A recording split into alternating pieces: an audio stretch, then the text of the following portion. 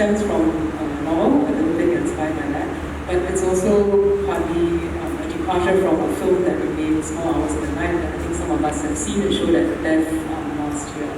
So could you speak about this and how you adapted it for this space as a new vision? So my new work is called Funeral Rites, and I used two images from Small Hours of the Night, but the story behind it is completely new.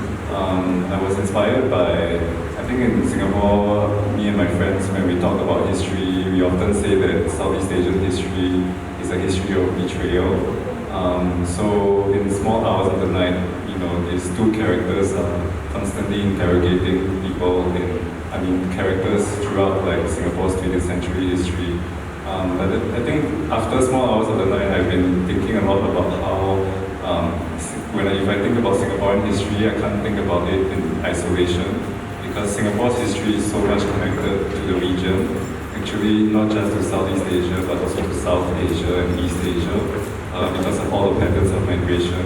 And so that inspired me to look beyond Singapore to see how all the conflicts in the region, particularly in Indonesia, Thailand, Myanmar, has shaped Singapore as it is today.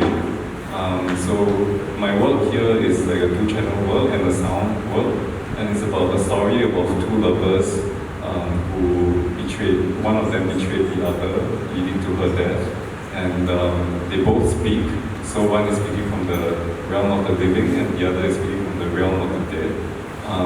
But crucially, both of them are trying to understand what happened that led to this event, and neither of them can really understand truly why it happened. So it's about how lovers betray each other, and how these conflicts that shape our region actually translates to us, embodied human beings with feelings, and how these feelings can often project outwards and make history. I think that's a really interesting segue to Taiki's